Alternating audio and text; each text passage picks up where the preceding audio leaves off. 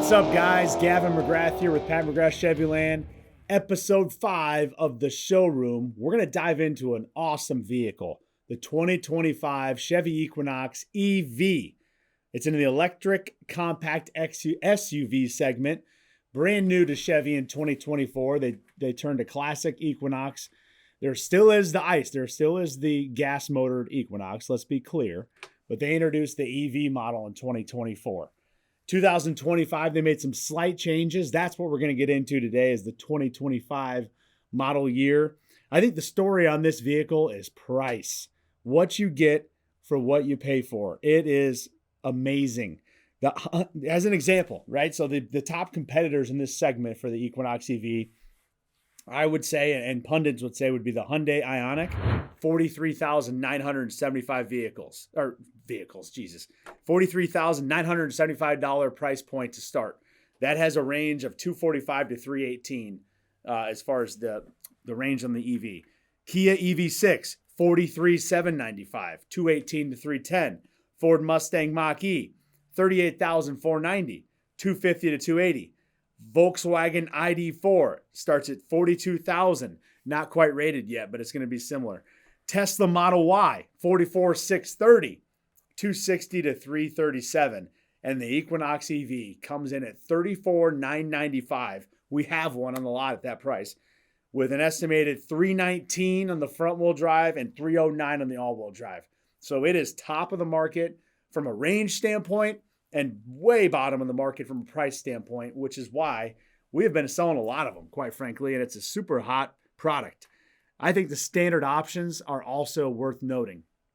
Reverse automatic braking, intersection automatic emergency braking. If you're going out into an intersection and it's sensing cars coming, it's going to brake. I actually was behind an accident on Centerpoint Road where this would have come into play and probably saved the accident the other day. 17.7-inch diagonal advanced color LCD display with built-in Google capability, right? So I look at it right now. This is our $34,995 Equinox EV with a 17-inch touchscreen.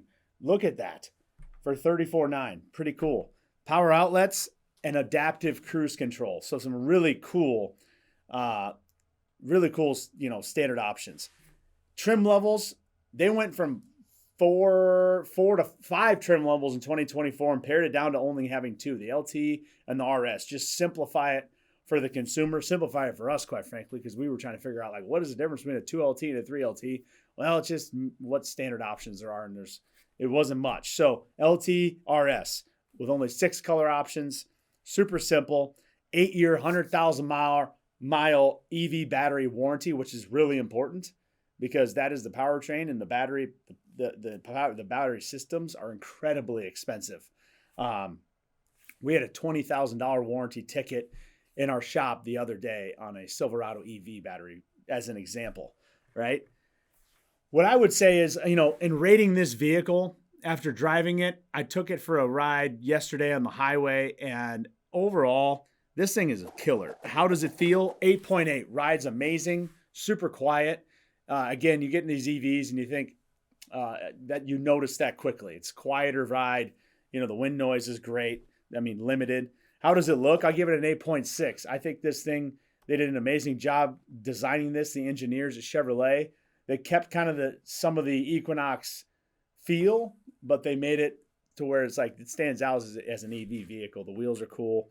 The lines, it's awesome. How much is it? I give it a 9.1. As I talked about with the EPA ratings, it being at the top of the market and at the bottom by far, as far as the price point, I got to give it a 9.1 over a 9. So overall, this thing is an 8.8 for me. What does the future of EV look like? And that's what I want to kind of take some more time to talk about today, because there is definitely range anxiety, especially in this market in the Midwest, where we aren't peppered with charging stations all over like LA and San Francisco and New York would be.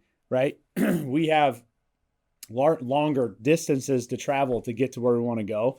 And so where is this going? Well, first of all, that's very reasonable thing to think about, because if you look at the map right now, there are not a lot of charging stations in Cedar Rapids specifically. There are some, gas stations, if you will. Maverick came in and they have, public charging stations. We have public charging stations at all of our stores. Stop anytime and you can use them. The infrastructure is slowly building out, but it'd be tough to plan out and say, I want to go drive to Chicago. You have to plan it out. Like, you have to know, okay, let's just take our 319, all right, our front wheel drive Equinox. Really, they don't recommend you charge past 80, 85%. All right, it's better for the longevity of the battery. So let's pare that down to 280, all right? I'm going to plan out where the charging stations are if I'm driving to Chicago. And so it's going to take a little bit extra time. The beauty of it is that, with these fast chargers that Chevy has out there in the network, these GM Evolve chargers, you're talking 70 miles in 10 minutes. So it's starting to get up there pretty quick. So you sit there for a half hour and you're getting, pretty full, right? 40 minutes basically gets you probably entirely charged. All right. But it's still not where the gasoline's at, is my point. So what does it look like in the next 25, 30 years, and where is EV going? And I have a chart. I want to credit NCM Associates out of Kansas City, a company we do a lot of business with. And specifically the Shorts Advisors put together a pretty cool study on this. The first one we're looking at is like, where are we at as far as the continuum of making the switch from gas over to electric vehicles? And I'll say that I don't know that in my lifetime there will be a switch. I think that the EVs will be a market. There will be a segment of the market, but to take it over completely, I mean, I don't see a picture where that happens, and certainly in my lifetime. So I think it's cool to look at that continuum and see where we're at. Jeffrey Moore wrote a book called Crossing the Chasm. He's a marketing guy, and it really speaks to marketing, and it falls really well in line with the EV space. That first, what he calls 2.5% of consumers are innovators, right? These are the original Tesla buyers trying to save the earth. Price isn't a concern. California kind of led the charge on that. Those buying those cars, certainly. Those kind of innovators, right? First to market, the first people to buy iPhones, the first people to overpay for the new computers that came out in the late 90s, right? They just want to be cutting edge. They don't care the price. I'm going to buy it. These are high income earners, etc. So we're past that, right? Tesla's owned most of this market. And now that, and we talked about this with the episode 3 with Dick Lynch about how now the legacy manufacturers are building quality EVs. And this is an example of this Equinox. Now we're into the early adopters, right? It's about 13.5% is what Jeff Moore says of the market. They want to be first among my peers. They still have high disposable income. And they know that, hey, I can probably do 80% of my charging in home, right? You live in Cedar Rapids and you just drive, 5-10 miles every day. Plug it in every 4 or 5 nights into your at-home charger. You're going to be in good shape, right? Second vehicle, maybe third vehicle in a house type situation. That's where we're at right now, is we're in that early adopters phase, according to the Shorts Advisors, right? The chasm is kind of moving from technological intrigue to practical considerations. Like, you're moving from the people that have high interest in doing something like this to like, now it becomes practical for me and my family, or me personally. And that is the early majority. That makes up in the mid 30% of consumers. We're not there yet, right? So when you combine all of the battery electric vehicles, plug-in hybrids, standard hybrids, and the mild hybrids, we're still not, the new car sales this year, for example, are still in the mid-teens as far as the percentage of the market. So we aren't to the early majority consumers yet. And then, this is the Shorts Advisors' thoughts. We'll probably be through that by 2038, 2040, and then into the late majority, which that it would be, affordability becomes key. Range over 400 miles it probably takes to get there, and the charger availability, the infrastructure, before we get to those late majority consumers. I think it's a cool way to look at it. Great book if you ever want to read it and are interested in marketing. The second chart I think is worth noting is more breakdown of exactly where we're at today as far as the percentage of new car sales and where the Shorts Advisors see us being in 2050. So in combination of all hybrid, mild hybrid, plug-in hybrids and battery electric vehicles, we're still, like I said, in the mid-teens as far as the percentage of the total new car sales every year. Battery electric vehicle, which is what the Equinox EV, that's what your Teslas are. They're fully battery. There's no motor at all, are about 8.5% in 2024. The hybrid electric vehicles, that would be your Toyota Priuses of the world that you plug in, right? 7.4%. Okay. They project that by, say, 2030, your battery electric vehicles get up to 24% of market share. And I'm sure government influence has something to do with this number as well, whether that goes up or down. 24%. By 2040, they project that up to 53.6% of new vehicles sold. This isn't the market. We'll get to the market, but of the new vehicles sold. And then by 2050, 64.3%. So then you look at what does that do to vehicles in operation? As it sits today, if internal combustion engine vehicles were stopped, okay, if they sold no more gas-powered or diesel-powered vehicles, it would take about 11 and a half years to run out of all those cars on the road, as an example, okay? So what percentage of the vehicles in operation right now are ICE, internal combustion? 98.3. 1.7% battery electric vehicles, okay? In all the combination of all those electric vehicles. They project that by 2030, we're going to be the battery electric vehicle is going to be up to 7.1%, ICE down to 92.9. Fast forward to 2040, about 25-75, and then by 2050, it's going to be about split. According to this specific, I've looked at a lot of these charts.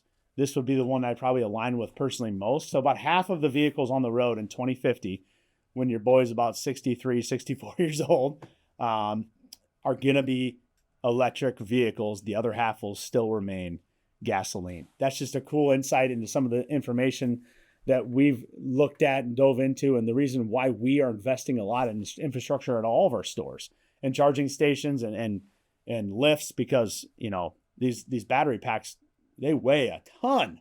I mean, they weigh thousands of pounds. And so we have to have special lifts. And then certainly the technicians getting specially trained to handle EVs.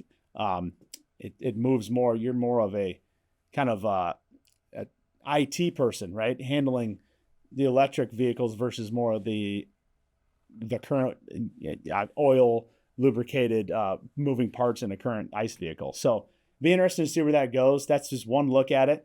I do think it's valuable right now to get into some conversation about leasing, because that is one area specifically where, and I like to do this on every vehicle, but especially in the EV world, that's where the manufacturers are really pushing, is getting inexpensive lease payments, right? The 2025 Equinox EV front-wheel drive LT lease, the one that we have, I just showed you, $34,995 price point, with GM lease loyalty or Costco. So if you're a Costco member, you can get $1,000, right? We have a discount online currently of $1,405. Using the residual at 36 months, 10,000 miles per year, that's 74%. That's high, right? How can they do such a high residual on an EV? Well, what happens is that the leasing company, in this case GM Financial, they get the $7,500 rebate. All right, that is the government tax credit to buying an EV. So they get that because they're technically buying the car. So that's where that 74% comes in. It's very high. Money factor is 5.52% with A tier through GM Financial, and the payment is only $323. That's with paying basically just your tax down license down, $1,500. Super inexpensive lease payment for a $35,000 EV that gets, we talked about a lot of those standard functions and features. You couple that with, if you have a at-home charger and you just charge it 2-3 times a week, it's a pretty inexpensive way to own a vehicle, to drive a vehicle. From a stocking standpoint, this has been a growth model for us, right? Last year, we hadn't sold any Equinox EV at this point. They had just came out with it. We're now on a 4 unit per month and 90-day average on that. We already have 3 sold this month. And I'm sitting here on November 20th recording that. So we'll do a few more, I'm sure. It's currently stocked at 13, which is kind of right where we want to be. Predicting that 4 number per month, we want to stock about 12. We've talked about how we want to keep a 90-day total supply of a vehicle in stock. 2 of those months, basically 60 days of those on the ground, hopefully with another month of supply coming in transit or being built. And that's about where we're at. So that's kind of hitting it right on the money. Guys, if you haven't looked, I would certainly consider just driving it. Even if you're considering the EV, it is not for everybody. Trust me, I don't drive one. I think it'll be a while before I do, but I think it's a good fit for certain people. And this is one heck of a ride right here for $34,900 compared to some of the other competitors. Certainly look at those as well. I would call out the Hyundai Ioniq and the Kia EV6 specifically as really formidable competitors to the Equinox EV, but really, really great vehicles. And it'll be interesting and fun to see where the EV market goes. Guys, that's it for the episode 5. We'll see you next time.